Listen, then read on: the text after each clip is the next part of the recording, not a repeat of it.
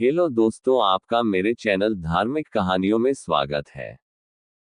जिस समय रावण मरणासन अवस्था में था, उस समय भगवान श्री राम ने लक्ष्मण से कहा कि इस संसार से नीति, राजनीति और शक्ति का महान पंडित विदा ले रहा है। तुम उसके पास जाओ और उससे जीवन की कुछ ऐसी शिक्षा ले लो जो और कोई नहीं दे सकता।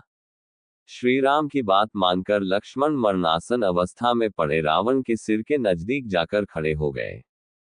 रावण ने कुछ नहीं कहा। लक्ष्मण जी वापस राम जी के पास लौट कर आए। तब भगवान ने कहा कि यदि किसी से ज्ञान प्राप्त करना हो तो उसके चरणों के पास खड़े होना चाहिए, न कि सिर की ओर। ये बात सुनकर लक्ष्मण जाकर इस रावण के पैरों की ओर खड़े हो गए। उस समय महापंडित रावण ने लक्ष्मण को 3 बातें बताई जो जीवन में सफलता की कुंजी है।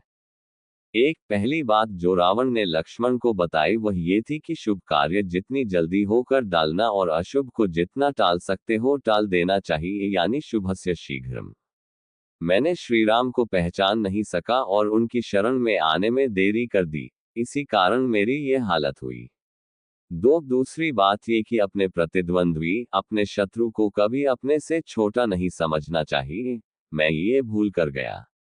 मैंने जिन्हें साधारण वानर और भालू समझा उन्होंने मेरी पूरी सेना को नष्ट कर दिया।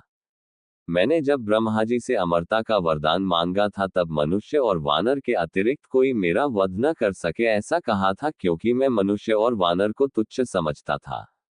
मेरी गलती हुई। 3 रावण ने लक्ष्मण को तीसरी और अंतिम बात ये बताई कि अपने जीवन का कोई राज हो तो उसे किसी को भी नहीं बताना चाहिए। यहां भी मैं चूक गया क्योंकि विभीषण मेरी मृत्यु का राज जानता था। ये मेरे जीवन की सबसे बड़ी गलती थी। ऐसे ही धार्मिक कहानियों के लिए मेरे चैनल को सब्सक्राइब करें, लाइक और शेयर करें। राधे राधे।